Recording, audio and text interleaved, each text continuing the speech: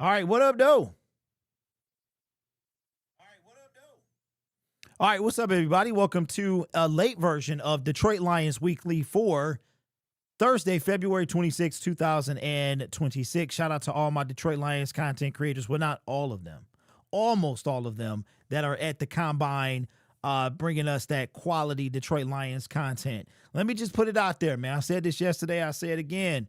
You getting clips of people talking at the Combine does not make you special. Let me just say, be very clear about that. You are not important, just so you know. But shout out to everybody in the comment section. I'm feeling a lot better today, y'all. I'm feeling better. The other day it was a little tough. It was a little tough. Let me pop out this chat real quick, and I will say what up, though, to everybody in the comment section. All right, we got Will I Am. What's up? What's up? Rich is in the building. 21. Rich 21. Bro, I just realized. I saw the 21, but I didn't really put it together. Shout out to Sanchez. What up, Crown B? Von Dex. Von D's. Is that what that is? Von D's one. Braylon in the building. What's up, Ron? We got Danny V. What up? What up? Yo, give me AR-15 behind Golf for the rest of the Golf's contract. He'll be ready after. People forget he's still pretty young. Brad's interview, all the edges to make sure we draft a corner. Hey, listen. What up, Big Walt? What's going on, bro? I thought about you the other day, man, when I pulled up on you and dropped off the Aiden, the hutch. I hope you're doing well. Come save us, Anthony Richardson. Fave, what up, though? Fave, bro, I need you to hit me up in the email, bro. Or hit me up on Twitter. I need to know the story of the other channel. That's what I need to know. I'm like two different people, bro. I got this personality and then the one over there. What up, Dre? What's good with you? All right. Brentlin says I'm a pass on AR. All right. So first and foremost, I see all the edges that the Detroit Lions are allegedly interviewing. Let me tell you what. I'll believe it when I see it.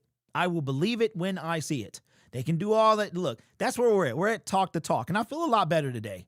I got on yesterday. The handyman came over, and he lost his wife a little ways back.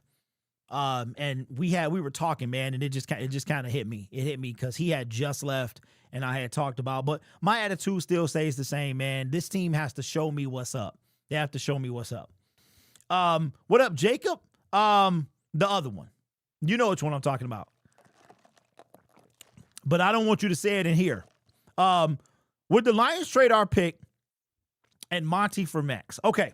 All right. So let's kind of have a quick, my bad, y'all, a quick little rundown on the press conferences from earlier this week. Okay. So Brad Holmes went first and Dan Campbell went directly after him. And I am going to be honest. I am very nitpicky of Brad Holmes right now. I don't know if there's anything he can say that will make me believe him or want to hear what he has to say. I'm done with talking with him. I'm tired of his talk. He needs to act. And I'm going to be honest with you. I don't think Brad Holmes, I will know for a fact this offseason, I don't think he's the guy. I just don't think, whenever you talk about Super Bowl windows and Rich Eisen asks you, what do you have to say about people who say your Super Bowl window or the Lions missed their Super Bowl window? And you say, like, you don't want to get, you don't believe in Super Bowl windows or some garbage like that. That tells me everything I need to know, because you're too busy building for a future that you may not be a part of. That is a bar. You're too busy building for a future you might not be a part of. You got 2 years left, big dog. Sheila was not convinced after year 5 that you or Dan Campbell needed an extension. That tells me one thing. You haven't earned it yet. So while you're busy talking about windows, you don't believe in windows and all that, one is closing. But I'm going to tell you what's going to happen. Another general manager going to come in and open that thing wide open. And it ain't going to have no screen in it either. It's going to have just be wide open. House come in or bugs come in, flies, bees, wasps, hornets, dragonflies. You know what I'm saying? You might even get a squirrel in the crib. Because the next GM that's going to come in here, going to bust that thing wide open. It's going to bust it wide open. It is a lot of news and rumors out there. Some pertains to the Detroit Lions, some do not. So this show is not particularly about the Detroit Lions, and I added one more syllable to that. It's not particularly about the Detroit Lions, but it's about It's not directly, but it can be, if we kind of connect the dots. All right. So first thing I want to talk about, Max Crosby, is Tom Pelissero goes on Rich Eisen, I believe it is. Rich Eisen is at the combine. He is doing what he does every year. I don't know if he's running his 40-yard dash, but Tom Pelissero brings up Max Crosby, and it's a point that I made a few weeks ago. Max getting a Micah Parsons deal for Max Crosby is asinine to me. The dude he's on the way to 30. He's coming off an injury. You're not going to get 2 first. The only guy over 30 that rushes the passer you're going to get 2 first for is Myles Garrett. That's it. Make over 30, right? So or pressing 30. Hutch could give you can get 2 first for Hutch. You know what I'm saying? But Hutch is 25 years old. So you can forget about it. Also, Kayvon Thibodeau is available. This is crazy. Like, it's so many things happening. And guess what? Our general manager ain't doing nothing. He's not going to do anything. It's so much to talk about. Shout out to Spirit of Detroit podcast, newly retired Spirit of Detroit podcast. I wish he was still making content, but he dropped the bar last NFL draft that I want you guys to pay attention to. Because, see, I give credit where credit is due, all right? And I want to let Spirit know that I see you. So, the Detroit Lions, it comes out that they're meeting with a bunch of tight ends. Now, they're also meeting with a bunch of DNs. I don't really care anything about that because, Brad. Show me. Okay, so are we taking a DN at 17? I don't know. We'll see, though. I even saw we met with a DT. For what? Why? Okay, ain't Broderick Martin somewhere? We can go bring him back. Maybe the Jets trade away. They trade for somebody. They traded away Jermaine Johnson.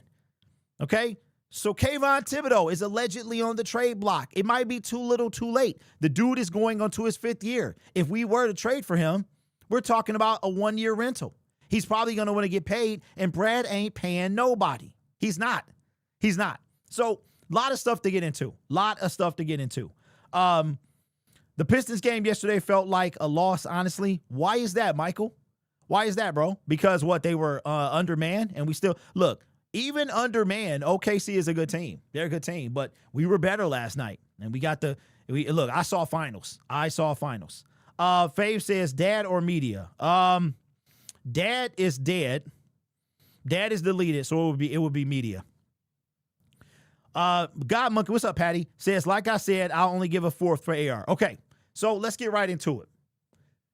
So, comes out earlier this morning that the Indianapolis Colts are allowing Anthony Richardson to seek a trade.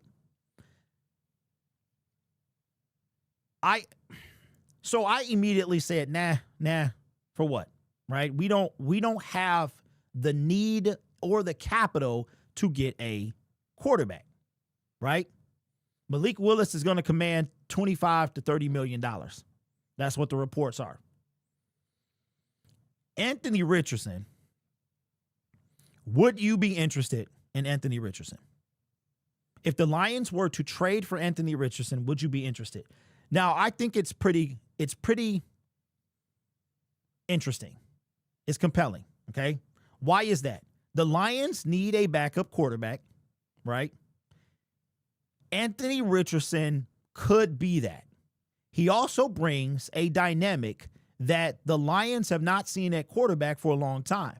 Now, we're not going to do this because I'm sure General Petzing, oh my God, Drew Petzing nor Mike Kafka is going to do this. But I'll probably make a dedicated video on Lions Syndicate after this. But I'll tell you what, Anthony Richardson is still on his rookie deal, and I don't want to spoil the video, but I want to say he's going into year 5 or 4. Which year is Anthony going into? So if you traded for Anthony Richardson and let me ask you this, because his contract would have a lot to do with it. Michael says a 5th round pick, Willis to the Dolphins. Ooh, hey, Malik Willis, he's about to either propel himself to the next level or fall flat on his face because he's going to get a starter opportunity. I'm excited to see that. But one Bryce says, no, Lions have a ton of needs and Brad's got more CBs to invest in. Okay. Patty says year 4, no 5th-year option. Okay, so Patty, in year 4, when do you pick up the 5th year? Is it heading into year 4? Because if it's heading into year 4, that means that they haven't picked it up yet. What up, Dark Saber? What's up, big dog? Says, yo, what up, Derek? Got any people you got your eye on in the draft? No, I don't care. I don't care. I don't care. Look, I don't care. The combine changes. I don't care. Look. NFL teams care how high you jump, how far you can throw the football. I don't care. Are you good at what you do? Fine. These little drills and all that stuff, that only means something to the draft stock. That's it. That's how you get Anthony Richardson. That's how you get a Trayvon Walker, right? I don't care nothing about, look, give me some guys that's going to make a difference. That's all I care about. Nobody in particular. Okay, considering changing my no to a possible. Okay, Danny, that means I'm doing my job. That means I'm good at what I do. Shout out to Braylon with the super chat. Says, with the success of AQM practically outpricing himself, will this force Brad to actually draft an edge? Braylon, that's a great question. Let's get back to that. Yeah, I hear Proctor is not doing that well. Okay. Danny says he was benched for a reason, but his cup is empty. Lots to learn. That's what I'm saying. So let's dissect this a little bit. Now, let me be very clear. I am not a fan of trading for anybody who throws the football right now. We're not at that point. We need so much more than a backup quarterback. However, and again, I'll save this for the Lions Syndicate video because I don't want to give too much away. But if the Lions were to trade, let's say they're like, yo, teams are like, we ain't giving you no higher than a 5th round pick. Would you trade a 5th round pick for Anthony Richardson? I think he's going into year 4-ish. I don't know. One of the two. It's either going to be a 1 or 2 year deal. You don't have to pick up his 5th year option. Okay. So that would make you a 1 year deal. Okay. You have to pick up his 5th year already. Patty, that doesn't come until May-ish, I think. It's either in March or May you pick up the 5th. I think it's in May. So if he's going into year 4, then that's when you pick up the 5th year, right? Okay, Dark Saber says, I can't give up a 4th. So yeah, I'm not giving up a 4th. So if Anthony Richardson came in, now here's what I'm thinking. He brings a complete different skill set than Jared Goff. We know look, it wouldn't be about underthrowing Jameson Williams. It'd be about throwing to the stands, right? So we know that. We know he could throw it to Jameson Williams. Here's what I'm thinking, though, and here's where it gets interesting. And this is not me making a case for AR-15, but here's where it gets interesting. Imagine the different dynamic that we could, the packages that we could bring in for AR-15, right? Imagine. I don't know if Drew wants to do that, if Coach wants to do that, but if you look at the skill set, I mean, because if you gave Anthony Richardson Jared Goff's accuracy and you kept him healthy, he might be that dude. The problem is he can't throw a he can't throw an accurate pass 15 yards, 5 yards. He can't throw a screen into the flat accurately, right? That's the problem. But what if you didn't bring him in for that? Or what if you've got Mark Brunell, you've got one of the most accurate passers in the NFL in Jared Goff, you have him mentoring you, which is what Anthony Richardson, if I'm not mistaken, he didn't have a mentor, right? That's why I don't like quarterbacks coming straight from college to be starters in the NFL. Even if you're a first-round pick, even if you're the first overall pick.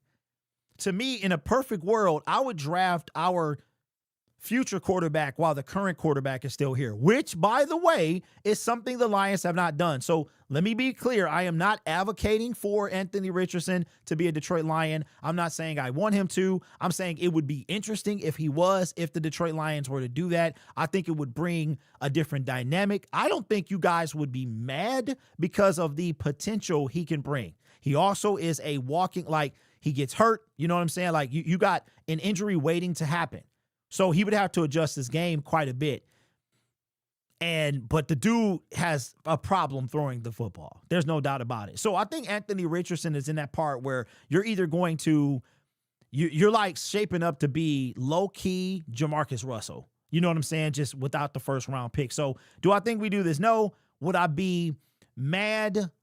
Yes, because of what we need to do before. But if we were to take care of all our business, and we got like a pick left over, and everything is, we cleaned up in free agency. And I mean, because we do need a backup quarterback. But if we were to sign Anthony Richardson, let's say Anthony Richardson got cut and we signed him to like the vet minimum, I would not be upset, because you got Kyle Allen versus Anthony Richardson. And be honest, which one would you really have? Even with the deficiencies of AR-15, would you rather have him or Kyle Allen? Right? So I don't know, man. I don't know. I mean, he could bring something we haven't seen. When was the last time we saw not a mobile quarterback, but like an athletically gifted quarterback? It's been a long time since we've seen somebody who could, but the problem is he can't do nothing else. He can't do anything else. But I will say, Malik Willis, Will Levis, those guys, not first round picks, not top five picks. However, they were thrown in the trash as well. And look at Malik Willis. He got a chance to shine. I mean, Anthony had his opportunities. There's no doubt about that. He had his opportunities, but you never know. A change of scenery could be nice. So I think this is interesting based off of the fact that a lot of Lions fans want a guy like Anthony Richardson, but they want the complete package. Because I'm going to tell you what, and I'm about to shatter some of y'all right now. I am not a fan of Lamar Jackson passing the football. I think Anthony Richardson is worse than that. I also think Lamar is more gifted running the football. But, I mean, if Anthony Richardson could be like 25% of what Lamar, and I'm not a huge fan of Lamar Jackson, if what Lamar could be, he could really elevate a franchise from a backup quarterback standpoint. So do I think he's going to be the future of any franchise as of right now? I can't say that. I don't know if Malik Willis is. Have you seen enough from Malik Willis to think he's like a franchise QB? I haven't. I think he deserves to be a starter, but he could be Geno Smith. You know what I'm saying? Look at what Geno brought Seattle back to relevancy and then fell off a cliff. But the Raiders suck too. They suck. Lauren says, I'm late to the party, but got to find out who was the first person to comment about AR-15 as a backup months ago. Was it me? Check your comments. You know what, Lawrence? I cannot do that. I wish we could do that, but you can't. Gritty Gringo says AR is a bum. Well, I mean, Kyle Allen ain't not a bum. I mean, we had Nate Sudfeld on our team. So, yeah, I don't think the argument, if you said he a bum so he can't be, bro, our team is full of bums. We got bums everywhere. Bro. AR the next Justin Fields. Patty, that could be true. Is Trey Lance available for a backup? That is a great question. I take Malik. Hey, Dark Saber. Malik gonna cost $25 million, bro. You still taking him? Let me see. He's more proven than AR. Yeah, he is, but that's why he's gonna cost $25 million. Trey Lance, I'd rather have Cam than Colin Cap. Bro, why is Colin's name even? Bro, the dude is done. No one should mention his name in the NFL. He's done. Lions 365, what up, though? Says, I'm tapped into the combine like I'm a scout. Hey, Lions, welcome to your first year, my brother. Welcome to your first year. I bought me a badge and everything for last year. I was like, I ain't going to that thing. I ain't driving 4 hours just to drive back. We can't draft one on this year's draft late round. I myself don't think we have any capital for a quarterback. Can I yes, Fave, thanks for the super chat. Why is your name blue, bro? That is weird. Is that what it usually looks like? No, that's weird. Yeah, you can hit me up, bro. I don't want to hear nothing but edge rush. I'm going to just keep Allen and allocate elsewhere. LT over 10 ran at 491. Disgusting. Since today is my birthday, I hope Igneous Melvin doesn't bring back Davin Glass. Well, that's what's up. That's what's up. Congratulations, my friend. So, again, I heard the edge rush. You know, we're looking at this guy. We're looking at now. Let's shift gears. Let's shift to Kayvon Thibodeau. What would y'all do with Kayvon? Would you take? I think the Giants were really smart how they did Kayvon. They picked up his 5th-year option. They traded. It seemed like they traded everybody but him. They traded away Azeez last year or 2 years ago. They traded away. They drafted Abdul Carter, right? So now you're sitting, and Kayvon is now expendable. And I think the Giants, they maximize him the best way they could. Because if they wouldn't have picked up his 5th year, then he would be becoming a free agent. But they did that, in my opinion, knowing good and well that this season they weren't going to go anywhere, and they were going to trade him. They were going to trade him. So for me, just to go back a little bit, I would probably take Jameis Winston before I took Anthony Richardson. But, of course, since it's a name out there, we got to put it out there. And I wanted to say something, too. Brad Holmes, let's go back to his press conference at the Combine. On Rich Eisen asked him about, I forgot where it was. It was either on Rich Eisen or the interview. And something that Brad Holmes, like, I'm not being overly picky. Sometimes I say that, but I don't feel like I am. Because when you get asked about making a splash, people are not just talking about name. They're talking about production. Okay? That's what they're talking about. Would you guys consider Al-Qadim Muhammad, the team that signs him, would you consider him a splash? I'm going to say no because of his body of work, right? Usually a splash free agent is somebody, okay, Andrew Van Ginkel was not a splash. He now would become a splash. If he was to leave the Minnesota Vikings, now he's a splash free agent. He was just a free agent back when he left the Dolphins, okay? That is what the meaning of splash is. Somebody with a body of work worthy that they can make a splash impact. That's what splash means. It means pushing a lot of water off to the side, right? When you're a diver, you want to have the less amount of splash as possible. When you're in free agency and you make a splash, you are displacing a bunch of water. Why? You're causing an uproar. That's what you're doing. You're getting somebody whose production equals their price. So when Brad is, well, I think you mean name recognition. That's not what we're talking about. But most of the time, name comes with production. That's not, I just can't with this dude. I cannot, bro. He's upsetting me. Let me see. What's up, TM? Says, hello, Derek. How do I buy the new St. Brown shirt? You don't know ball. You got to offer. Can't seem to find it on your channel. TM, that's because I haven't put it on sale yet. You will know.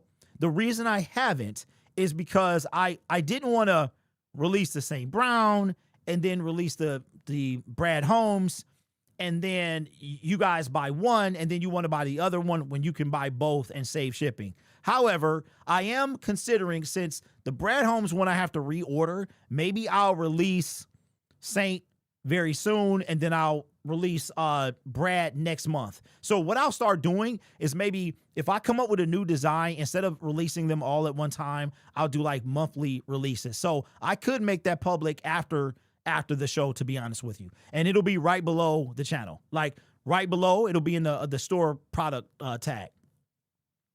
CJ Gardner-Johnson was a splash. Yes, he was. He was a splash. Yeah, I would call him a splash. He's probably, let me see, off the top. Who would you say is the biggest splash signing the Lions have made? Who would you say?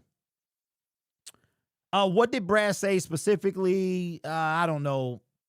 I don't remember verbatim, but it was something about when you ask about aggression or when you ask about like names or making a splash or free agency or big move or something, that you're talking about the name. And I didn't catch it at first, but I listened to it again and I'm like, no, we're talking about production.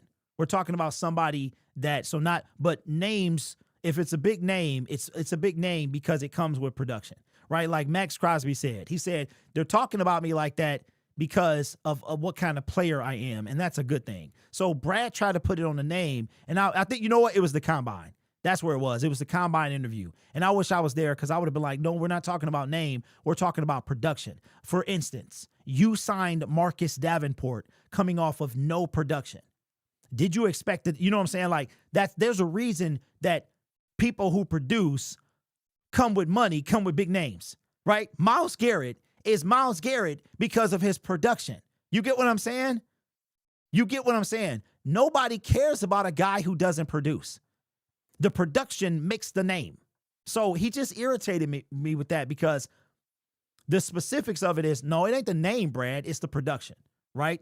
So that's why, like Braylon said earlier, AQM has now outpriced himself from the Detroit Lions. He's now too much for us to spend. But as far as Kayvon Thibodeau, would you guys trade for Kayvon Thibodeau? Would you do that? Would you trade for Kayvon Thibodeau, knowing that you're only going to get him for a year? You know what? Maybe I'll save that for Lions Syndicate. Reggie Bush, Carlton Davis. Okay, so Carlton Davis was a trade. We traded for him. Do you think we trade Laporta during the draft for more picks? Thank you, Fresh and Fly. Thank you, Fresh and Fly, because I was going to forget that. Shout out to my guy, Spirit of Detroit podcast. He dropped this a little while ago. It was during the draft, and he was like, notice something. Whenever Brad Holmes drafts someone, he's going to trade that position. So in this case, he traded away TJ Hockenson. He drafted a tight end. Reports are coming out today that the Lions are meeting like formal visits with tight ends, right? So we know about the pre-draft visits coming up, but the formal, and maybe this counts inside of that, but the formal, so we got arguably, until he got hurt, one of the best tight ends in the game. Before him, we had one of the best tight ends in the game. If we draft a tight end, in my opinion, in the first, well, we don't have a third right now.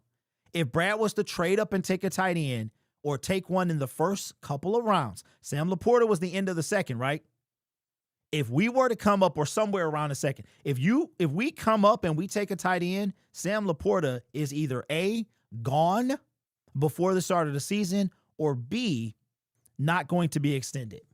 And Brad just talked about 4 guys during the Combine. Sam Laporta, Brian Branch, Jahmyr Gibbs, Jack Campbell. All 4 of them dudes he just talked about like he was going to re-sign them. But the initiated know that Sam Laporta and Brian Branch are up for grabs. And if you really paying attention, if you really locked in, just like this, we took Jahmyr Gibbs with DeAndre Swift after signing David Montgomery. The writing was on the wall. If the Detroit Lions bring in a tight end, they draft a tight end, Sam Laporta is either A, gone, or B, not being extended. I would say gone. Don't be surprised if Laporta get thrown away like some trash. He might get straight thrown away, bro. But it's all in what they do.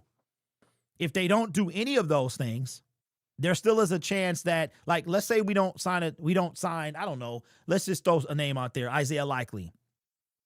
And then we take somebody in, like, I don't know, the 5th round really don't work out. Don't forget, Brad Holmes took James Mitchell after Sam Laporta. No, when did we take James Mitchell? When was James Mitchell 2022 or 2023? I can't remember. I think James Mitchell might have been. I don't even know if James Mitchell is in the league right now, low key. And Brad 5th round picks, man, they are not the greatest. Okay, Danny says if the Brad if the Brad has it him, do you want him to re-sign AQM? I don't. Okay. DA, I'm gonna say no, because AQM is gonna want to be, he's gonna want to be a number 2, and I don't want him to be. I need to meet somebody bigger. That's what I need. I would prefer somebody bigger than him. Okay, 2022. No, it's not my birthday. It's not my birthday. If Pierce, my birthday is not until the end. My birthday is during the season. I'll give you that. So no, I just had my birthday. It is Pierce Sargent in the comment section. It's his birthday today. Ricky says, I think Demo was more of a Jamal replacement because everyone wanted to resign Jamal Williams. Gibbs was a Swift replacement. But Ricky, that's my point. When we drafted Gibbs, DeAndre Swift was still on the team. He was still on the team, bro. Don't forget, we drafted Gibbs on day 1 and we traded Swift on day 3. So that's my point. That's exactly my point. So if we take a tight end in free agency, not like a raggedy, like a, throwaway tight end. If we took a legitimate tight end, like a starting caliber tight end in free agency or the draft, that pretty much means that Sam Laporta is gone. It's just a matter of when. But real talk, we don't know how he's going to come back from his injury. Late round picks are just tools to get better earlier picks. Hey, that's true, Lions. But the problem with that is exactly what you said. So how many people are going to want to trade a 7th and a 6th for you to come up to get a 4th when you know that them 7 or 6 ain't going to make the team? I don't know if there's a 7th round pick on our team currently. As far as, is there a Brad Holmes 7th round pick on our team? When was the last 7th round pick to make the team? Like from cut day.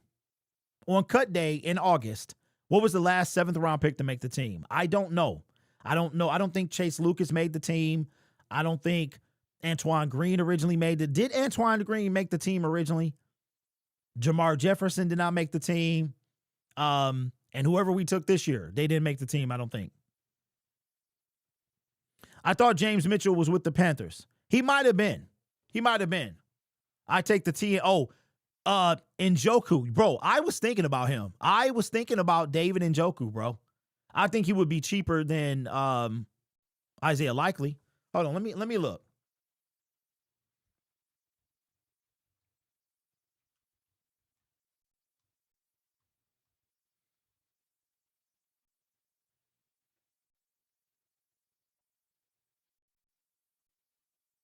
Okay, so yes, according to Wikipedia, and yeah, James Mitchell is with the Carolina Panthers. In 2025, he had 3 receptions for 28 yards. So you are correct.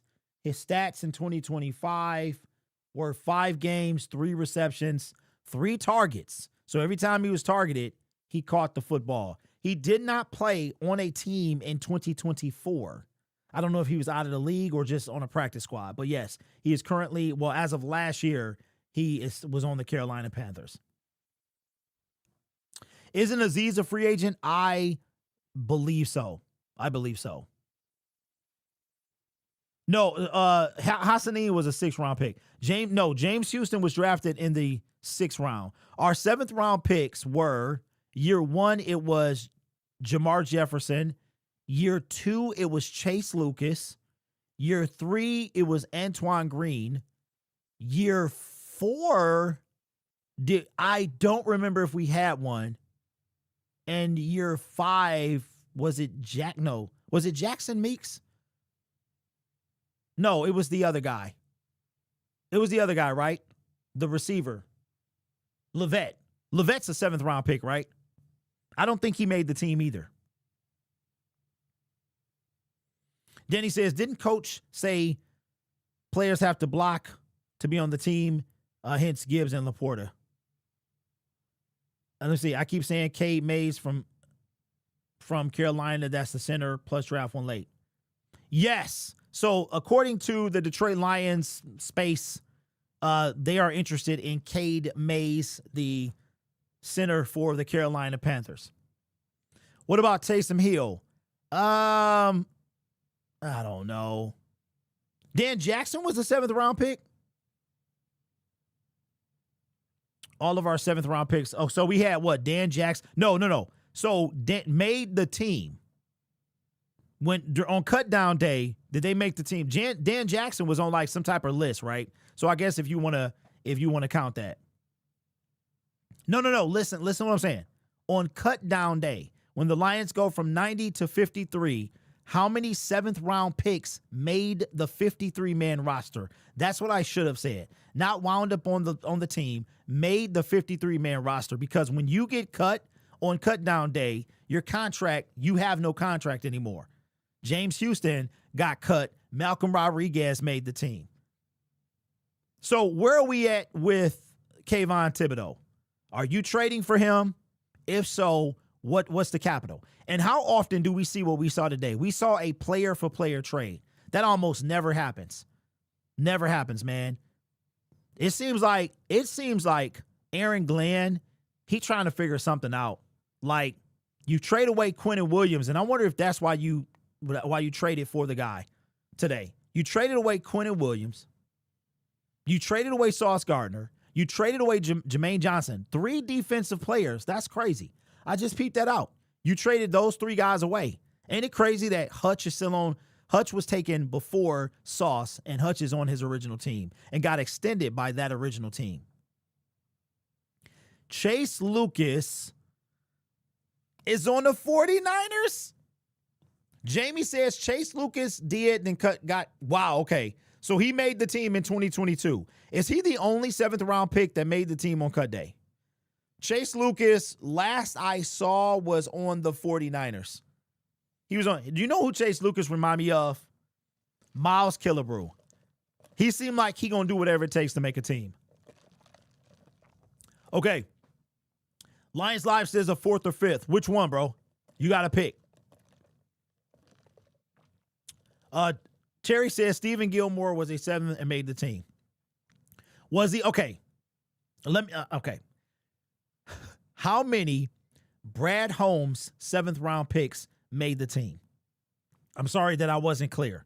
I was confusing people. In the 5 drafts that Holmes has had, how many of his 7th round picks have made the team? I mean, shoot, how many 6th round picks have made the team? How many 5th round picks have made the team? Real talk. Like, if you went through the whole list, it's probably not a ton that have made the initial 53-man roster. So that is, you get drafted, you're part of the 90-man roster. In August, it's cut down day. Are you one of the 37 or one of the 53? How many of those picks drafted by Brad Holmes have made the 53-man roster the year they were drafted? I had to add that too. Not somewhere along the line, not 7th round picks from other team. 7th round picks drafted by this regime make the team the same year they were drafted, because that's the only year it matters at that point. Yes, he is much smaller. He just reminds me of Miles Killebrew in doing what it takes to make a team. But Miles Killebrew, what was Miles? Was he like a 3rd round pick or something like that? And who took Miles? Patricia? Was Miles Patricia or Caldwell? I know he's been around a long time. I used to want that dude to be so good. I wanted Miles Killebrew to be so good, man. Good fella, what up, though? Hoping teams pass on Bain because of his T-Rex arms. Here's the thing I thought about. When I heard them ask him that Lions at the Combine, I thought about Hutch. They tried to dog Hutch. Aaron Donald has short arms too. And look, those 2 guys are, Aaron Donald is Hall of Famer, and Aiden is trending that way. So I'm like, you know what? Maybe you're right, because I'm thinking they're talking about he could go like top 4, top 5, and I'm wondering like, dang, would he slide to 17? And if he did slide to 17, would Brad take him? You know what I'm saying? But I'm like, though, it's always like those guys, even Malcolm Rodriguez, right? He was undersized as a linebacker, but I like those guys that got something to prove. I love those guys because it seems like they work harder than, others. Okay, so he was Caldwell. Okay. Could Tom get his 2 TE matchup with Bowers and Laporta? Lions could get Max. Ooh, Ricky. Yo, yo, that's something, bro. Wait a minute. That's something, bro. Hey, Dre, I'm almost, well, I don't bet. Jamar Jefferson, I thought he was cut, bro. Jamar Jefferson, year one, I thought he was cut. And then he was picked up on the practice squad. Year one was going into 2021, so you could be right because it was the draft and then it was the sucky season. So you could be right, but I thought he was cut. There is zero world where the Raiders take Laporta, LOL. Okay, I'm not going to say zero because who they got? Bowers and who else? I think they're higher on one of the guys than the other. You never know, bro. You never know. No. Jim Schwartz? It ain't no way Miles Killebrew been in the league since 2013. It ain't no way, bro. Miles Killebrew ain't been in the league for no 13 years. When Jim Schwartz was done being the Lions coach, it has been 13 years. It's no way Miles Killebrew been in the league for 13 years. They drafted Mayer over Laporta. Which one are they not using? Is it Bowers or Mayer? It's Mayer, right? Because what did they do? They took like 2 tight ends in a row. I was like, what are they doing? And they were both first round picks, weren't they?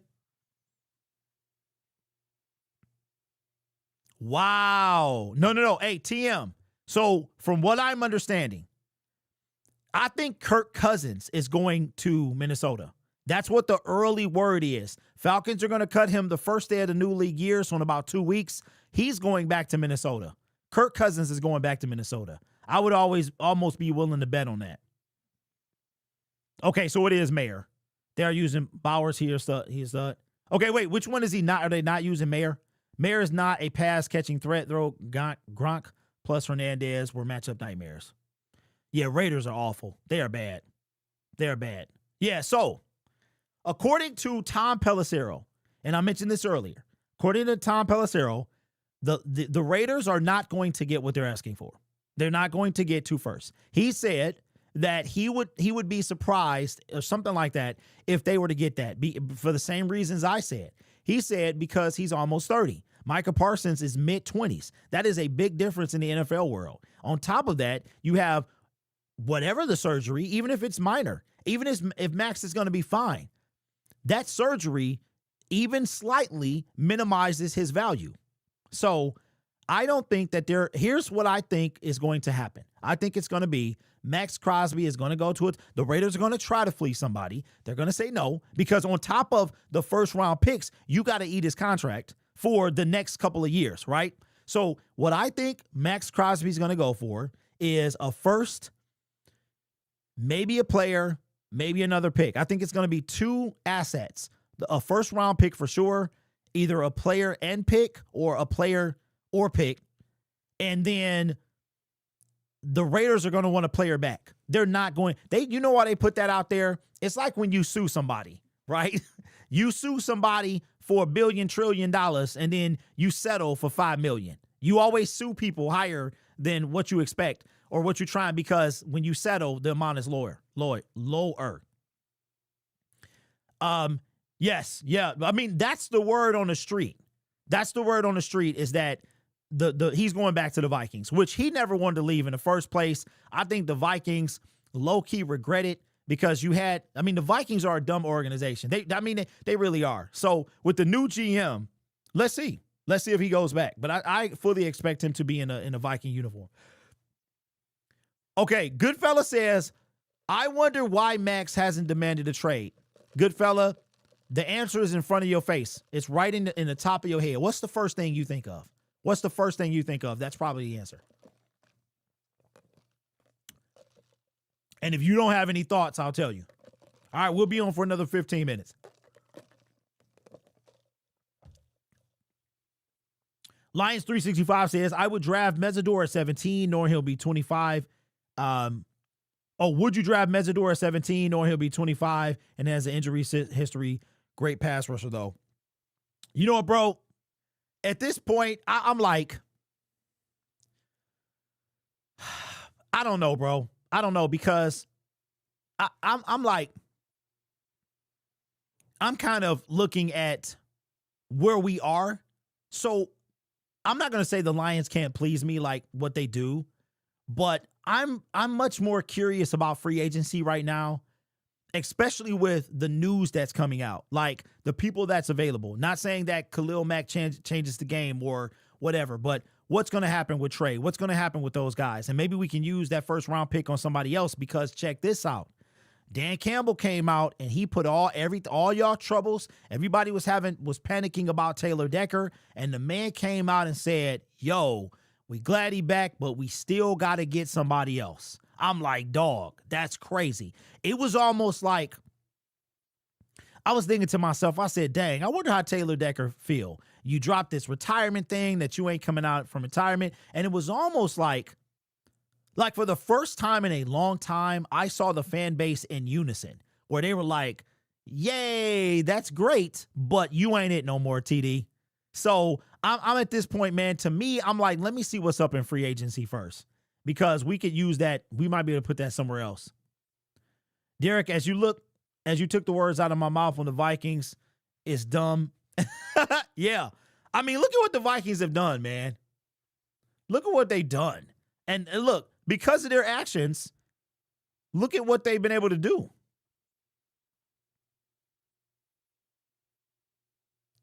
That's crazy. You know what? There's a lot of things that I think are relevant in the NFL, and this is probably important to the players, but organizational grades from the NFLPA are like, shouldn't that be kept in-house?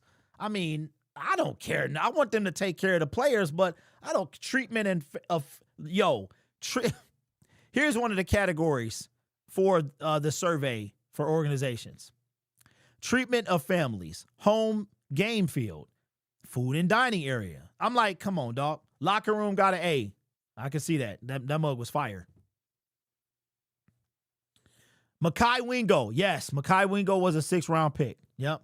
Hasn't done a darn thing for us. Do we have any word on Ragnow, if he's coming back, or is he done for good?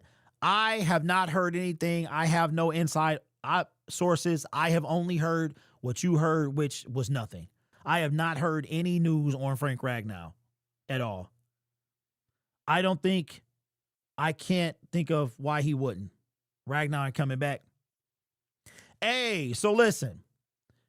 OA, he's a unique case, because I was watching some Ravens content creators and they were dogging him.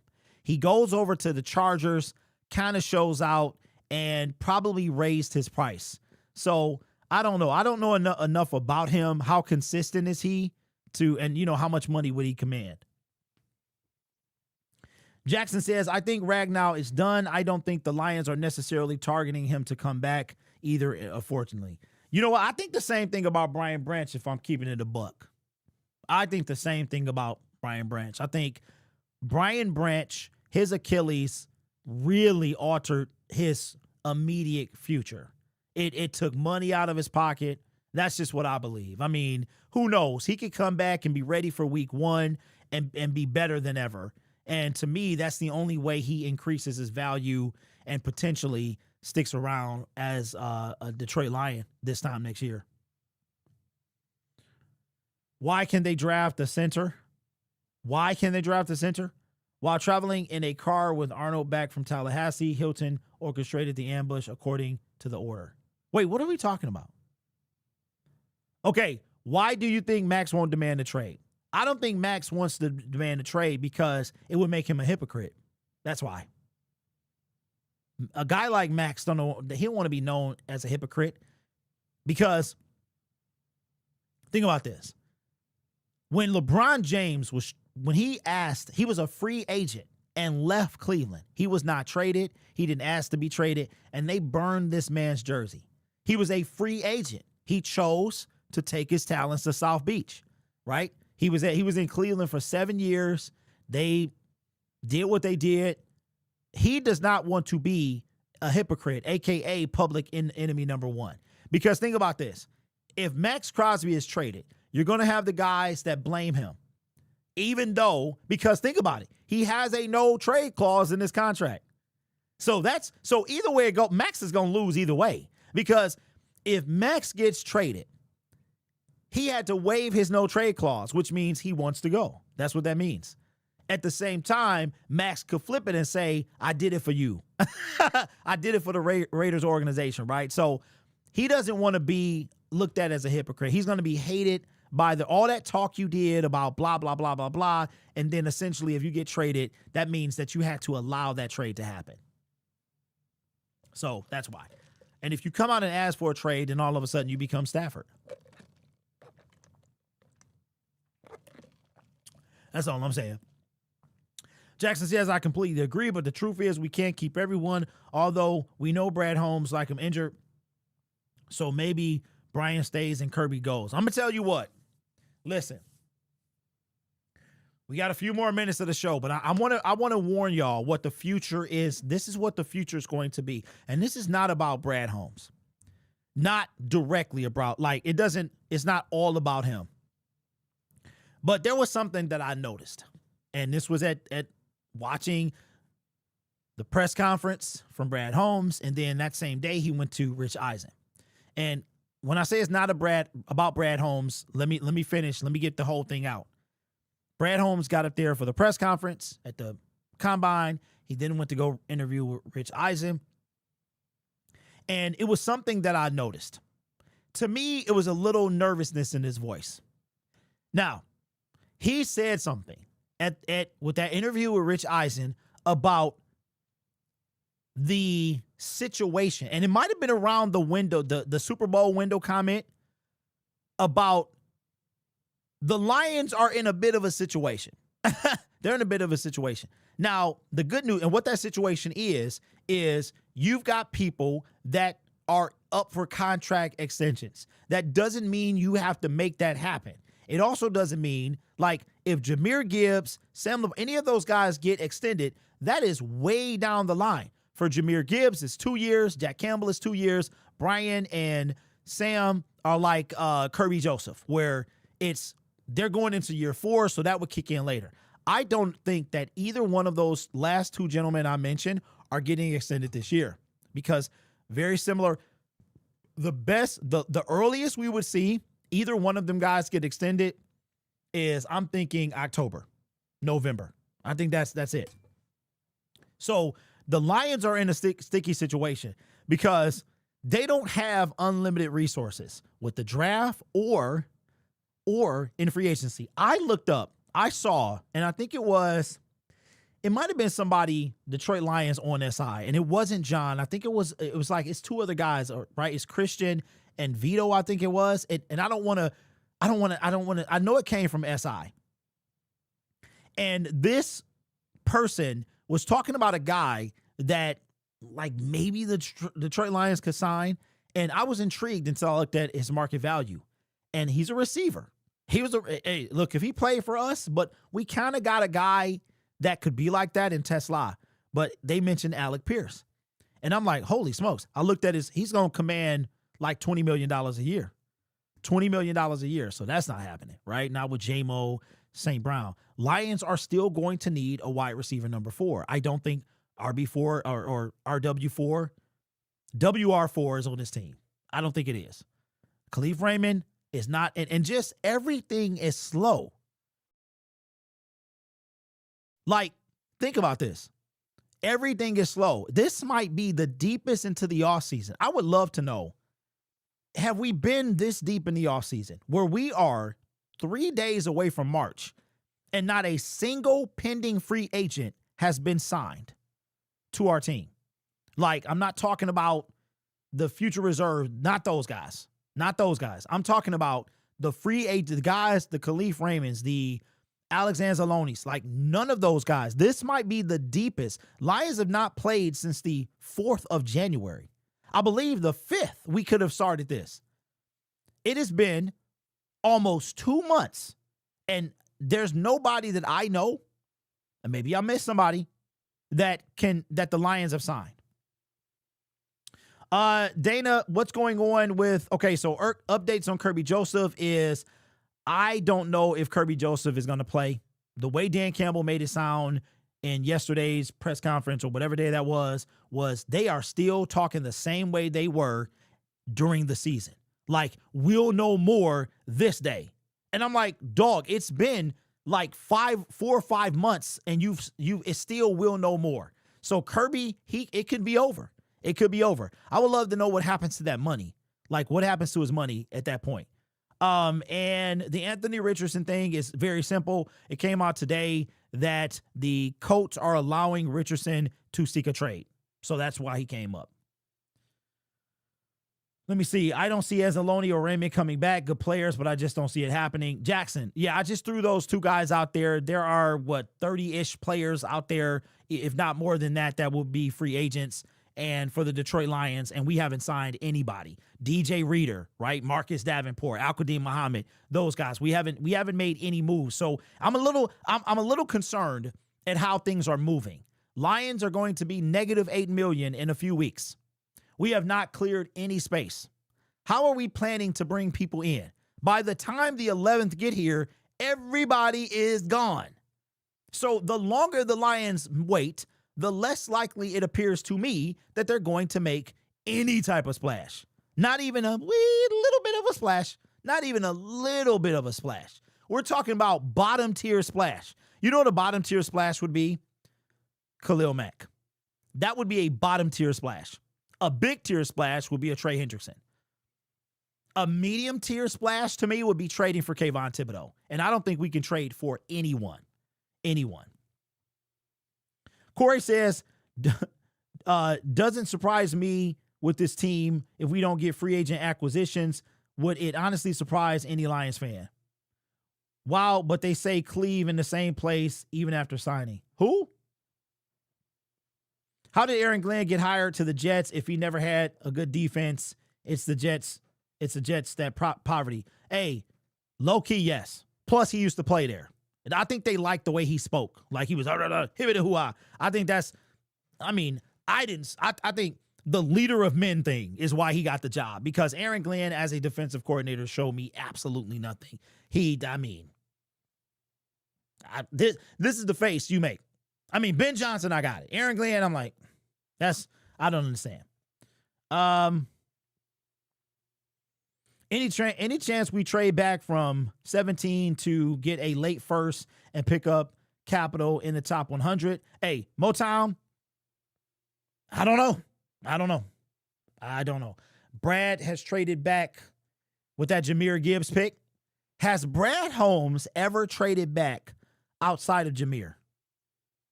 He trades up a lot. He probably has. He probably has traded back. Because we got Derek Barnes on the trade up, didn't we? Or a trade back, I forgot. Because somehow we went, when we took Barnes and St. Brown, we got 2 for us, but we didn't, I don't think we started that way. Lions Live says we can get out of Kirby, Aleem, and Reed contracts in the summer of 2027. Hey, Lions, you know what's crazy about that? That's the last year currently of both Brad and Dan. So here's what I was going to say.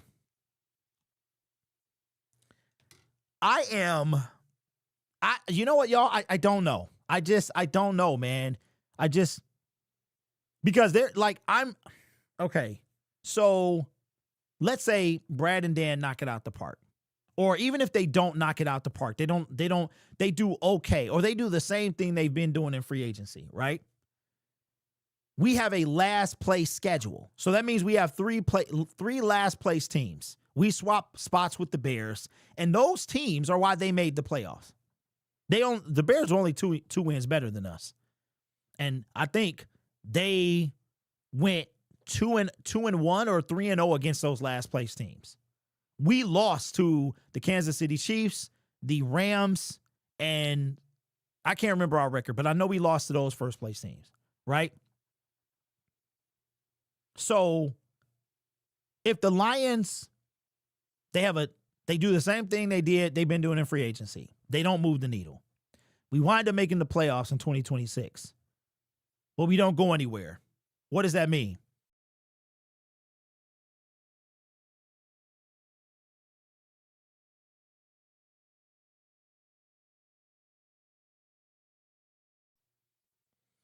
Dana with the super chat says, just because. I appreciate that. But here's the thing, y'all. Here's what I want y'all to understand. Why does Brad sound so nervous? Because there is no tomorrow for Brad Holmes. There's none. Think about if you are Sheila Hamp Ford and your team does anything but make the Super Bowl, right? What are you going to do going into year 7? Do you know, like, I feel low key, I feel like they got more pressure than they ever had. They have more. The 3-13-1 season pales in comparison to what's coming. 3-13-1, everybody expected that. Year number 2, everybody expected that. Year number 3, we were. Year 3 of a rebuild and, quote, ahead of schedule. And 2 short years later, our window is closing. And this same general manager coach combination has 2 years left on their deal. If I'm Brad and Dan Campbell, I got to get this right. You can't mess this up, because what about you're going into year 7? So think about what year 7 means with no extension. If you go into year 7 with no job security, that's not only bad for you as the general manager and or coach, but the organization, right? The organization is also like, yo, are you saying that we got to now the Lions could wait to the last possible second? We're talking about January of 2028, when technically Brad Holmes and Dan Campbell will be done with their contracts. They could use every ounce of time to see if they want to extend these guys. But if I'm Brad Holmes and Dan Campbell, I ain't trying to go into year 7 without some security for year 8. So what do you do? What do you do? Phillip Rivers is officially retired. Like retired. Look, Phillip came in here, did his job. He got his family 5 more years of insurance on the NFL. That was a win for Phillip. He sacrificed the Hall of Fame eligibility. But hey, if I got 13 kids and a bunch of them minors, I'd probably do the same thing. Well, I wouldn't probably. I'd do the same thing. Just side note. Did y'all hear about that lady? That lady that went to the store, had 3 kids. She went to the store, never came back.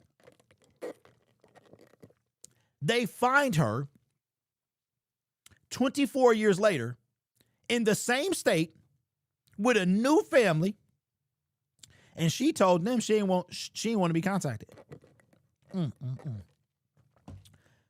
That is, I can't even understand. Does Jahmyr Gibbs have a new contract? Not yet. TM, I appreciate the super sticker. Thank you so much. Corey says Brad Holmes ain't worried because he got half the fan base saying he the best they ever seen. This team ain't worried. Okay? Well, good thing we're not in charge, because I'm going to tell you what. Sheila about that life. I believe that. You know why? Her mama is old, right? We all gonna get old. I'm 46 and I feel like I'm old. I feel 64. Like, real talk. When I get up from this chair, I'm going to make a sound because my knees are going to hurt. They hurt. I was sitting in Green Bay and my left knee was killing me. I had to limp up the stairs and stand up at 45 at the time. I was 45 in Green Bay. Sheila Hamp is old. Martha is older. We're talking about special mightiness, like holding on, riding around in a cart because walking is become too much, right? Sheila, she like, yo, I want my mama to see one. And low key, like, I can't even imagine, but imagine if Martha does pass, right? And there was no Super Bowl. Like, William passed, Martha passed. Maybe that makes Sheila even more like, yo, we not playing around. I'm not playing around with y'all. I'm not saying, of course I want it to happen, but life, right? So I'm like, what if she like, we don't got time for shenanigans, bro. You get it done or you get gone. That's it. Hey, low key, Sheila could, I think Sheila about that life anyway. I think she about that life. She gonna come in there with her short self and be like, who's this? You're fired. Or you know what? It's been a pleasure. And you know what? I think she does it to Brad. I think Dan to come up there and be like, listen, man, listen, man. Dan don't have to say nothing. He just crack a smile. I think Brad, on the other hand, this is a true. I'm not even being funny. I think Brad is the outside looking in. Brad is outside the door looking in through the glass. Dan is in there like they laughing, they chopping it up, and Brad, and then Dan come out and be like, what she say to you? You just gonna have to go in there, man, and find out. I feel like Brad helped build this culture, but he might need another GM to finish.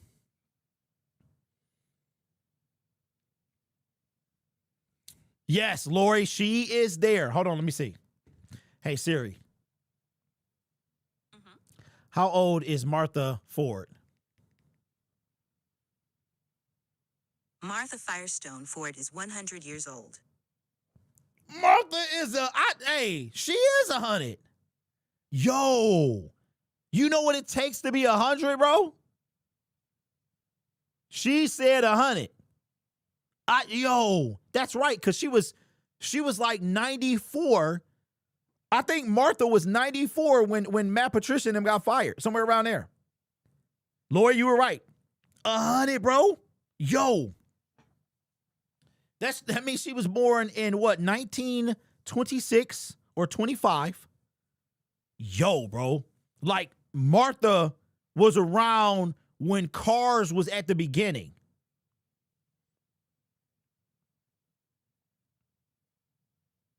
Hey, Lions, well, 13, nephew.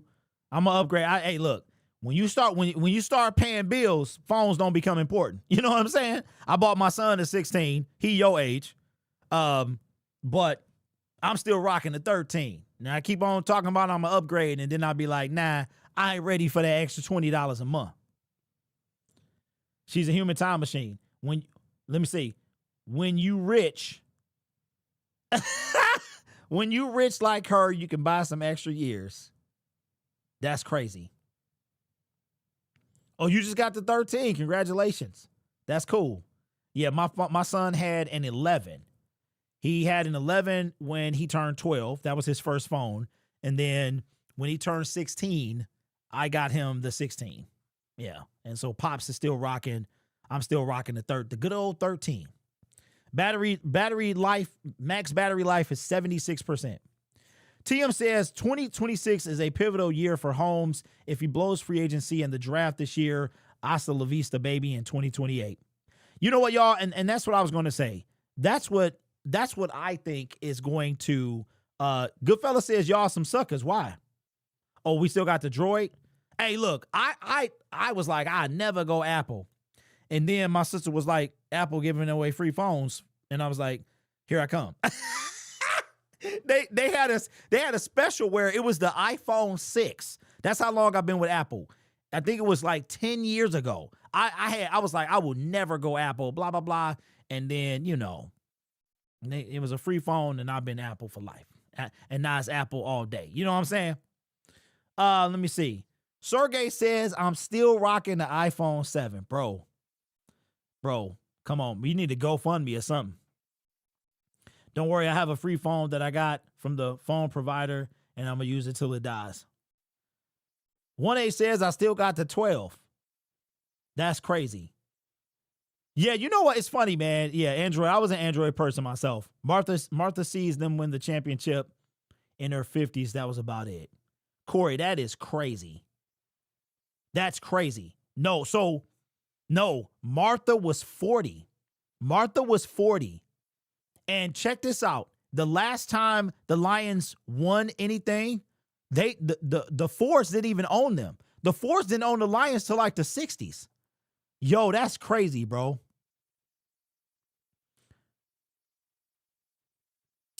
Hey, no. Mr. AK. Ain't no way, dog. Hey, do not say that. Don't say that. Ain't no way, bro. This is not, no. You got it. Hold on.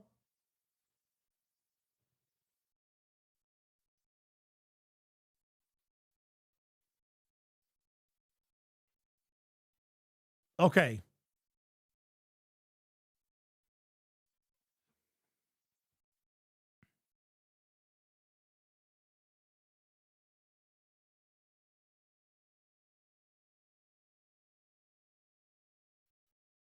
Wait, what? What is happening, bro?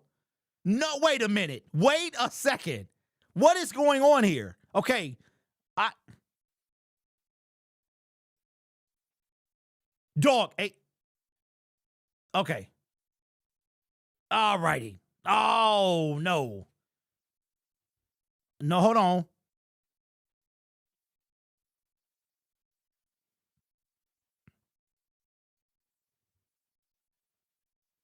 Come on, man. These ads is crazy.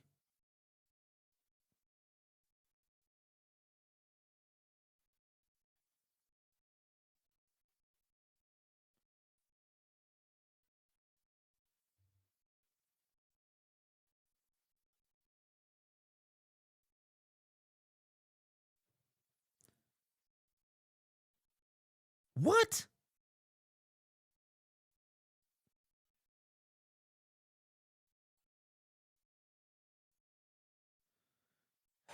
Okay. I need to read this.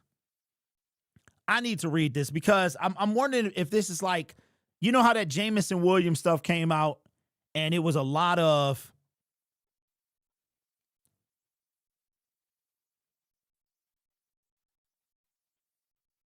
okay. The reason I'm not saying anything is because it's a lot. What? Okay.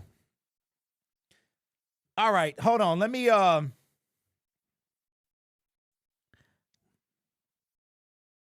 okay. It ain't no way. It ain't I don't want to I don't want to jump to conclusions. I want to read this article and okay. All right. So what the heck, bro? What the heck, man? Okay.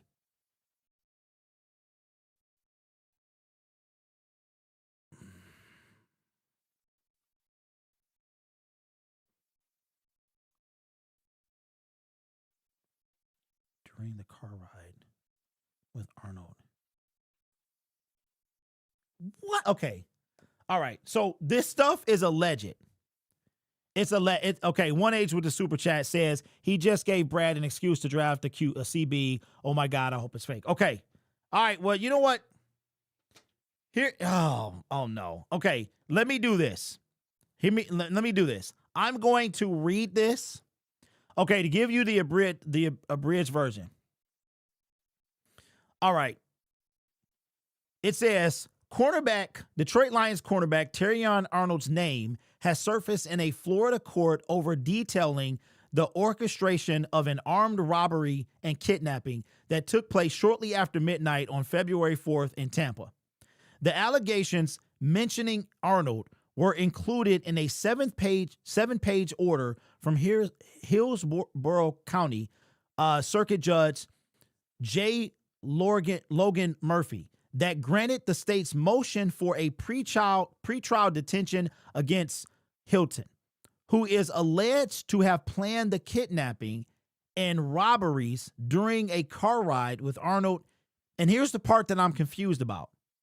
In retaliation for a pair of thefts that occurred at Arnold's rental home in Largo, Florida, a few days prior. Okay, so he is alleged to have planned the kidnapping and robberies during a car ride with Arnold. Okay, so they were just in the same car together. All right, on February 24th, which was 2 days ago, the order stated that the armed robbery and kidnapping were a direct result of Arnold and his friends deciding to, quote, take matters into their own hands after Arnold's rental home was robbed twice. While traveling in a car with Arnold back from Tallahassee, Hilton orchestrated the ambush according to the order. So I'm not understanding what is trying to be said. Okay, Arnold, 22, has not been charged or arrested by authorities, according to online court records. Prior to the incident on February 4th, Arnold was a victim of 2 robberies in which thieves stole high-end bags, guns, jewelry, a cell phone, and $100,000 in cash, according to a police report filed by Arnold with the Largo Police Department on February 3rd. Arnold's agency did not immediately respond to requests for comment. Hey, what's up, Brendan? Appreciate the super chat. I'm good, man. Thank you. I have that video from Florida news outlet that mentioned TA. Want me to get it to you. Damon, no, I saw that one, bro, from weeks ago, like earlier this month, if that's the one you're talking about. And then Terrion's lawyer, somebody said that the guy wasn't his cousin, he wasn't his bodyguard or something like that. Okay, it says what the Florida court order says. The order stated that Arnold, a 2024 first-round pick by the Lions, hired a man named Yan Lopez to be his private driver and transport Arnold and his friends to and from the Airbnb he rented in Largo. Lopez, who regularly drives for celebrities, introduced his friend Daniel Tanesca to Arnold with hopes that he could ride his coattails to become a celebrity barber. Okay, so it looks like the guys in the car. How did we get getaway driver from this? It looks like the guys in the car, they wanted something from Terrion. Terrion didn't give it to him, so then they retaliated by robbing his house. That's what it looks like. Arnold's Airbnb was robbed twice while Lopez was working for him and his friends, according to the order. Arnold began to suspect that Lopez may have a hand in the burglaries. And although they had reported the theft to Largo authorities, Arnold and his friends decided to take matters into their own hands. That's what I'm trying to figure. What does that mean? What does that mean?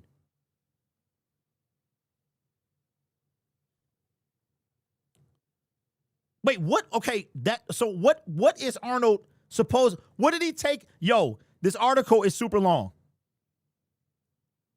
But what does that mean? Okay. Hold on, let me see if I can. See, when you start this legal jargon, man, it started to get. All right, let me pull up Twitter so I can bring it in so y'all can read this. I think this is behind a pay article too. Only reason I was subscribed to the Free Press for Dave Burkett, and but then they started charging me $29 a month. I'm like, I don't even use y'all like that. You know what I'm saying?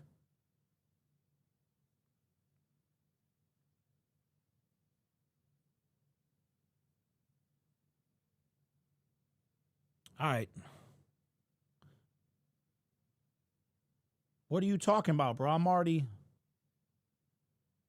Okay, so I must be signed in on my phone. Okay, let me see.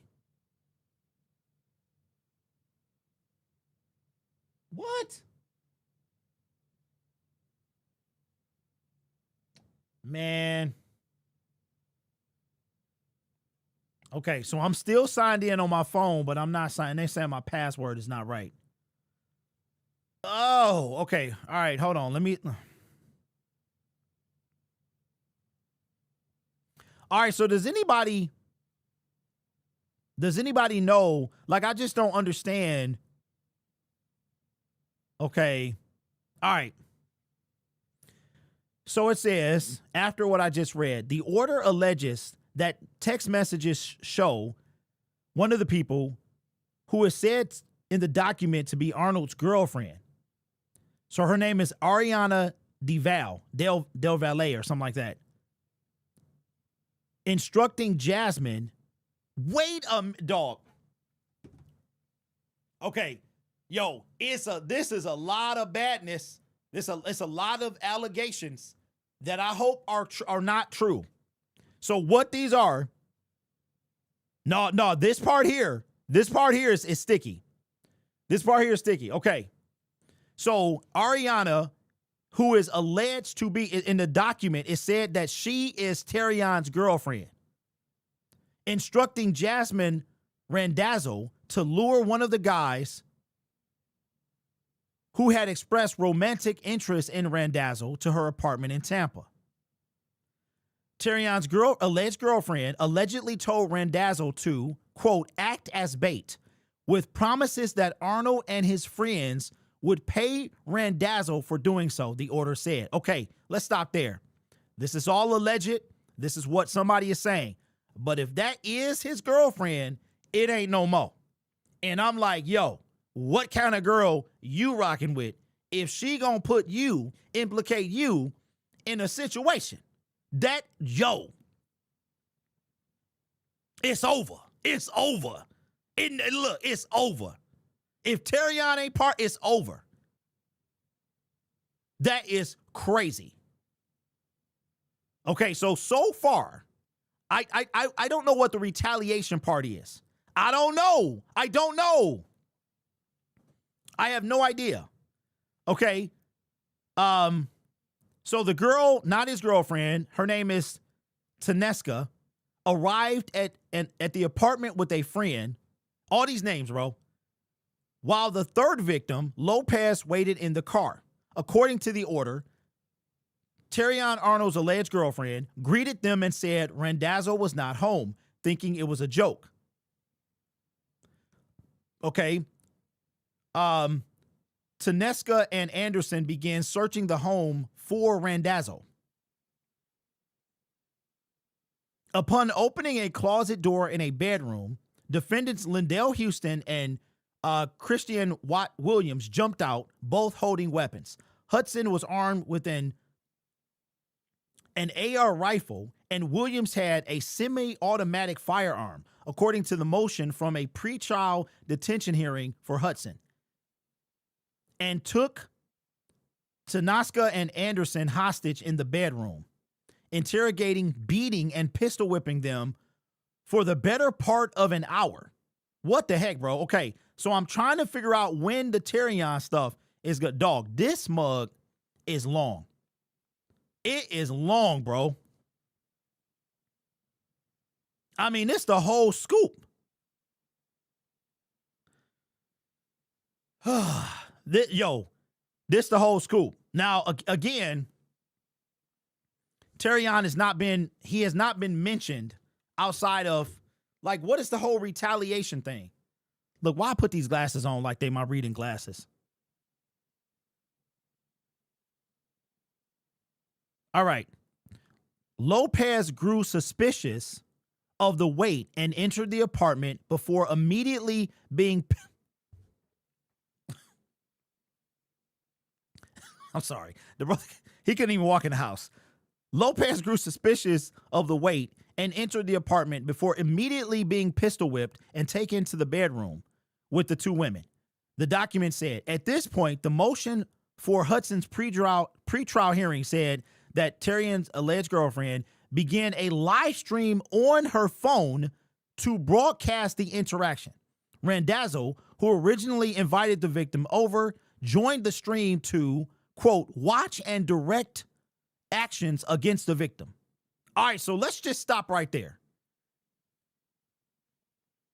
Terrion, if this is your girlfriend, what is going on right now? Of course, these are all allegations. You know what I'm saying? But they lie.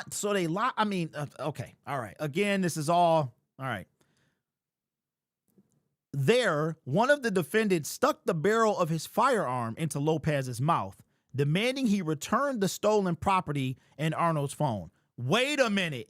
Is this where Terrion is coming in at? Oh, no. No. So this is two different occasions. Is that what this is? Wait. This is two different. No. I'm not putting it in ChatGTP. I'm reading the whole doggone thing. I'm reading the whole thing. So am I understanding that? Because I'm trying to figure out where does Terrion come in here outside of being the guy who rented the house and being the guy that was driven back and forth.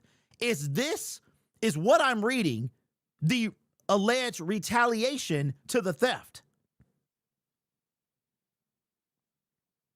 Am I understanding that right? So this is a separate, so this is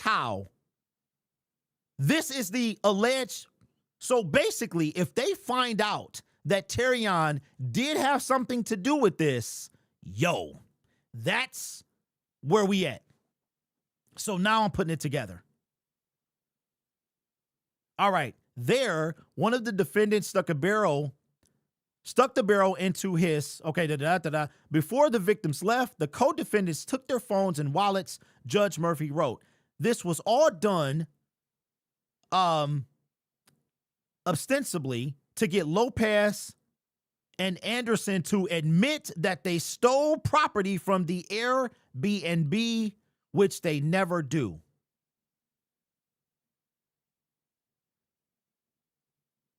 So, according to this hearing and the information that is now out. Oh, no. Oh, no. No. Oh, I hope this, this can't be real. I hope this is not real. I hope this is not real, bro. This is not real. Okay, check this out.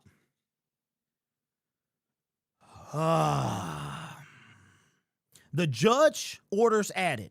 Text messages between Terrion's alleged girlfriend and Randazzo show that, why do they have to keep saying Diwali? That Del Valle has been instructed to hold the victims into the bedroom until Terrion and the other two dudes arrive at the complex. As soon as the victims are in the bedroom, Hilton instructed DeVal to video the encounter on FaceTime, and Hilton asked her multiple times, turn the camera and get closer so they can see and hear the kidnapping according to the order. Yo, okay, hold on. Side note. Okay, the Cardinals are releasing Tyler Badash or something like that. Okay.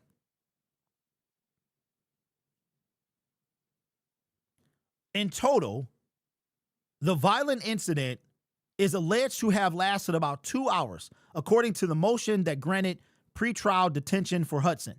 At approximately 2 a.m., after the defendants had stolen wallets, phones, jackets, and cash and jewelry from the victims, totaling $6,260, they escorted the victims out of the residence at gunpoint and forced them into their vehicles before fleeing the scene.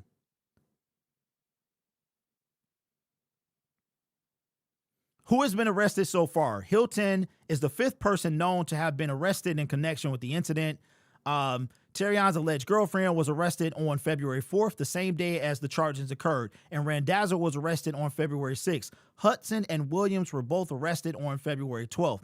Hudson was detained by the U.S. Marshals Task Force working in conjunction with the Hernando County Sheriff's Office, while Williams was arrested by the Tampa Police Fugitive Apprehension Unit. Wow. Working in conjunction with the U.S. Marshal Task Force. DeVal and Randazzo are each charged with 3 counts of armed robbery and 3 counts of kidnapping. Hudson and Williams are each charged with 3 counts of armed robbery, 3 counts of armed kidnapping, and a charge of aggravated battery with a deadly weapon.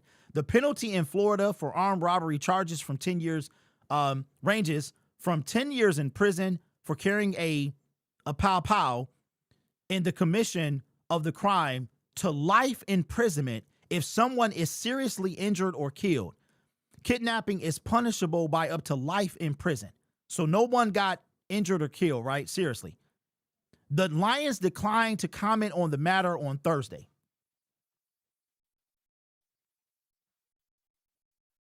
Wow. The criminal investigation involving Arnold is the latest involving a professional athlete in Detroit and is emerging 8 months after the Detroit Lions news reported, FBI agents had launched a wire fraud investigation for Detroit Pistons guard Malik Beasley related to gambling and prop bets. Okay, so that was a lot.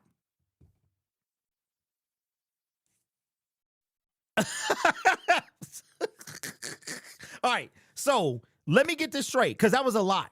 So is this article saying that, okay, Terrion Arnold was robbed by the guys? And is that what we was talking about on the 4th? And then,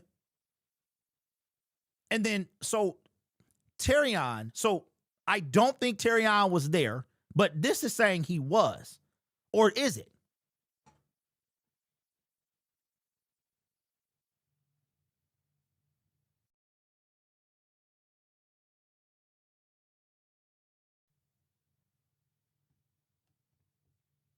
Okay, so Stewie says, translation, Terrion's roommate robbed him. He hired guys to get his money back. Everybody got caught, and they start snitching. Yo. So am I reading that Terrion, so but Terrion, wow. Goodfella says they set him up. Okay. Wow. You know, after the Jamison Williams thing, I don't want to jump to conclusions. I mean, so this is crazy. So in the last 3 seasons, we've had 3 different incidents. Year 1 was Cam Sutton, and that was like alleged until it was proven, right? But he went on the run, so he was immediately cut. Then we had the Jamison Williams thing, right? And it seemed bad, but then it really wound up being not too bad. So it's hard to jump the gun on. It's hard to jump to conclusions on this one, because that was a lot. And I don't, I'm not an attorney or anything, but it was a lot. And so allegedly, Terrion and the homies wanted to get back at the people that robbed him. And Terrion's girlfriend lured the people back. So even if Terrion wasn't there and this is true, which we don't know if it is, if this is true, that is a crime. That is a crime. So, yo.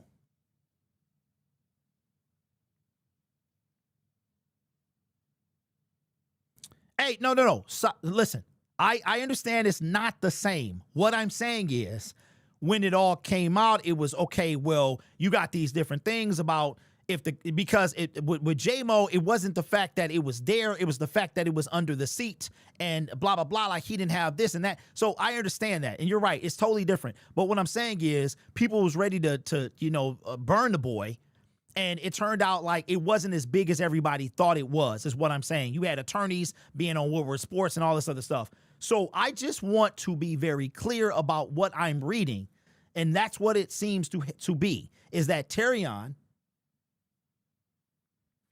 is being implicated as a person that wanted to, So let me ask y'all this.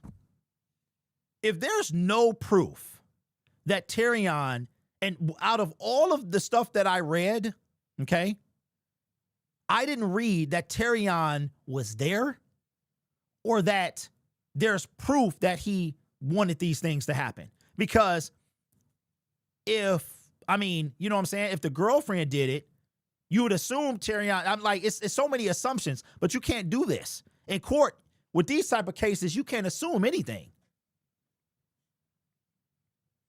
All of that, and it still doesn't connect to Arnold unless somebody tell on him. Right. That's what I'm saying, 365. But then even if you tell on him, where's the proof at? Where's the proof at? Now, I'm going to tell you what. At what point did this sound like a good idea to TA?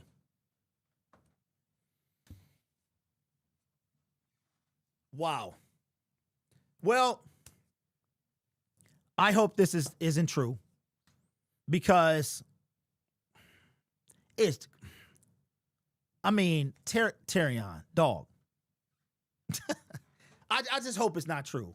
I mean, I get it. I get wanting your get back. You know what I'm saying? If somebody come in my house, it is nothing more intrusive than having people in your house, whether you're there or not. People uninvited come into your house. It legitimately feels like a violation. I've had it happen to me.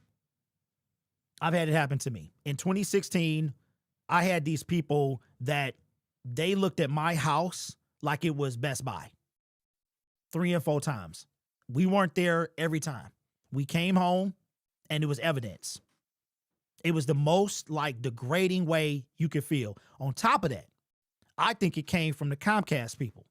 We in the hood, right? We get Comcast. They come in.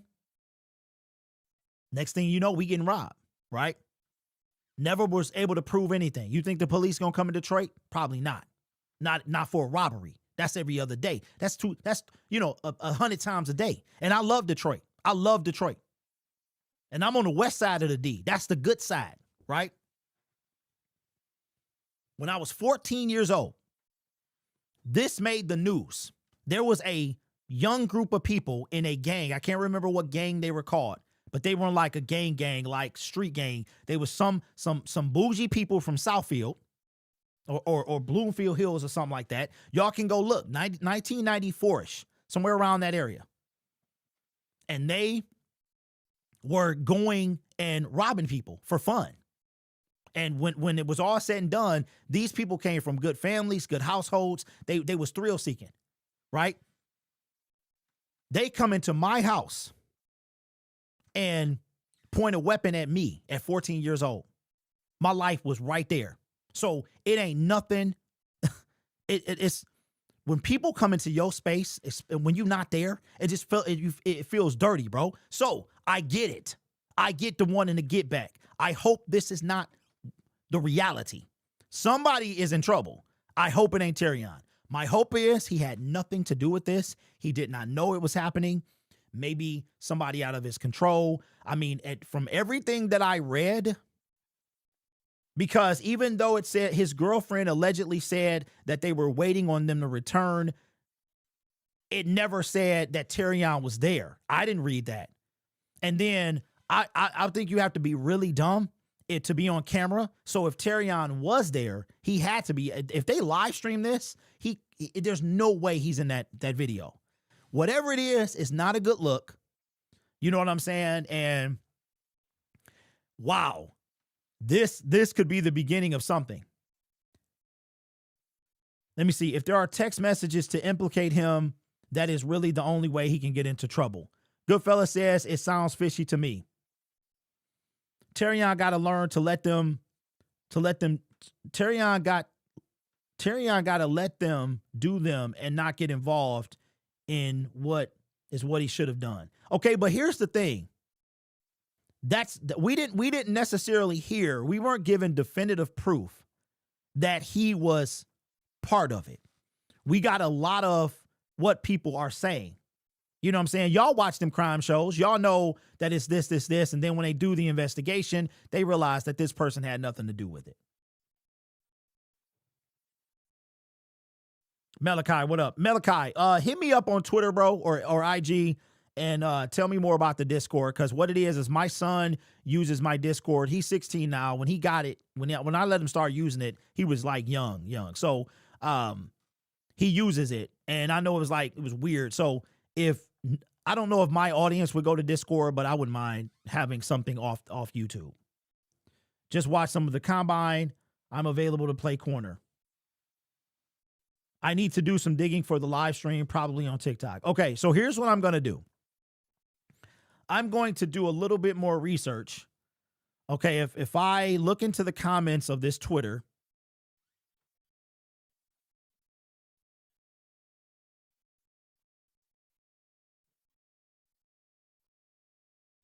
all right. So this person, Johnny Ham. And Johnny Ham better be glad he blocked me. Johnny Hammersticks on Twitter. Gotta love the black culture.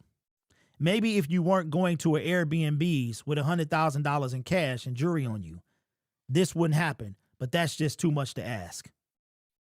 I'm gonna keep my mouth shut. I'm gonna keep my mouth shut. Johnny had, yeah, okay, Johnny. You better be. He blocked me for no reason. For yeah, that's not a Lions fan that I want.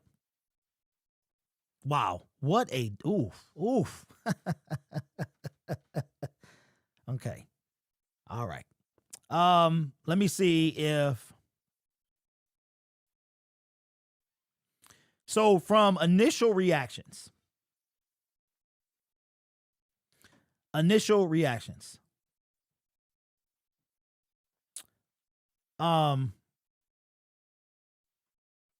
fan base looks like, what's up, John?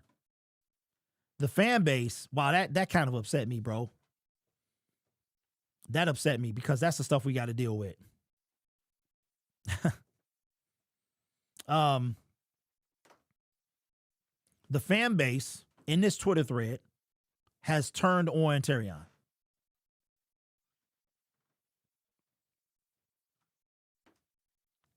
Somebody said, F him. You can steal that kind of money from me and you're getting dealt with too. Sure hope the cops don't do nothing.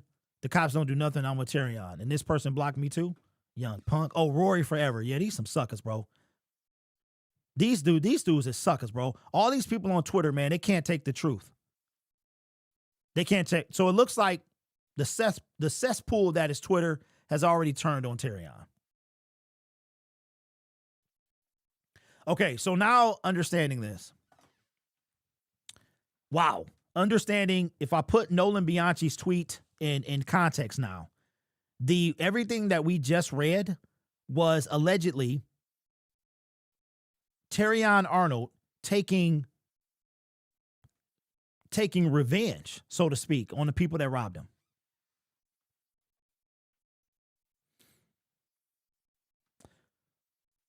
Yeah. Okay. All right. Well, ladies and gentlemen, I was going to make a different video, but this is the stuff like I have to be careful with. When I made the Jameson Williams video, got a lot of blowback.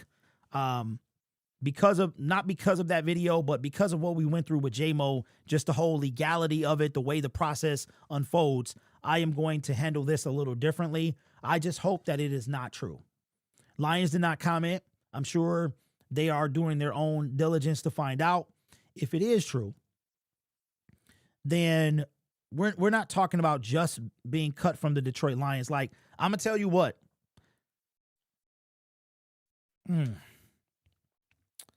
In all seriousness, like all jokes aside, as a husband, right, you represent your wife. As a wife, you represent your husband. As a child, you represent your parents, always, right? As parents, you represent your children. You represent your family. If this is true about Terrion, if it's found to be true, this might be the worst blemish on Brad Holmes, like, period. Like, and I'm not even trying, this isn't even that type of show where I'm just trying to, pick on Brad. This is, and because Brad isn't in control of that, but it makes Brad look bad. It makes the Detroit Lions organization look bad. You've got Cam Sutton. You've got Jameson Williams, right? You've got this. And it's kind of crazy that Terrion and JMO came from the same school. This is crazy. I'm not going to make any accusations. Everything is alleged right now, right? But it's not a good look. That's for sure. So, with that being the case, okay, so Jay Smooth, the short version of this whole thing is, Derek, I'm in town. What sports would you recommend for Lions gear? Okay, Razor Beam, there's a couple places that you can go to. If you're on Twitter, you can DM me. It depends on where you're located at, but most of the good places are by me.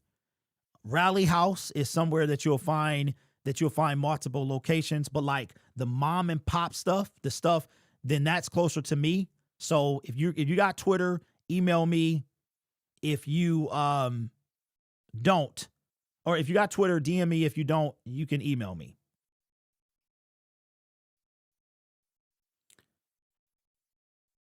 this OJ in Vegas part 2.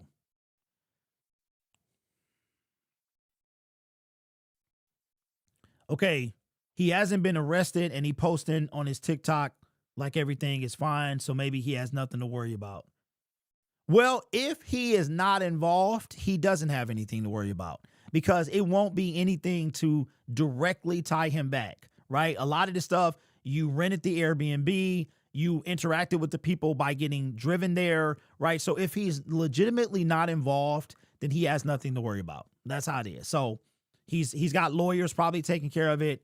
You know, this is coming from people. So if there's nothing that can directly connect him, you know what I'm saying, then he don't have nothing to worry about. Wow.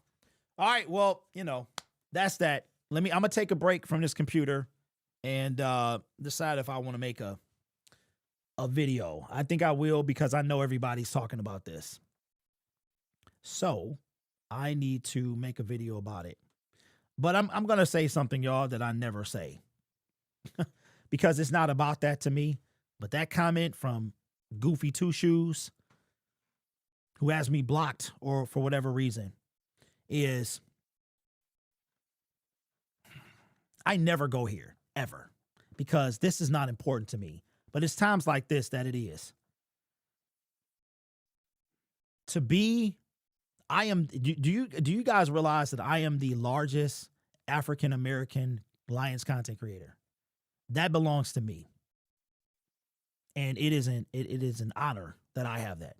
But I've never seen race in doing this, ever. When I see people at Ford Field, most of the time, they are Caucasian. And they come right up to me and they give me a big hug and they say, I love your content. Some of them are nervous meeting me. I mean, I have a few brothers. The people, I'm not saying that the brothers don't look out for me.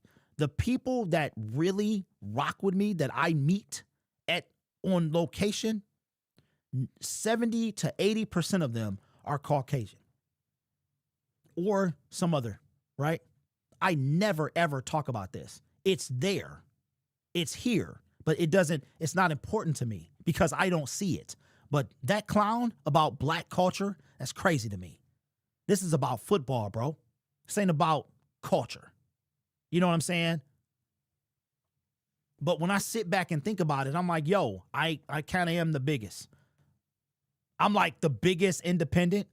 You got the goofy dudes on the thumbnail that Lions just made huge news and move news and big news and this news and that news. I'm all that. But I'm like, and it ain't about race. But sometimes I do sit and be like, I feel honored that I am an African American talking about a team and people hate me, but the fact that they watch me is outstanding. And I have never, ever felt that from you guys, ever. Anybody I've ever met, I have never felt anything but love, no matter what you look like. That's crazy to me, bro. That comment, what a doofball. He's a sucker. He is a sucker, man. Anyway, I am very proud to be a Lions content creator, period. And I'm proud to be a black one at the top of the game. It makes me proud. It makes me proud that you don't see anything but a fan. That upset me, bro. That really did upset me. Because we always have to go there. We always have to go there. Anyway, I'll see y'all soon.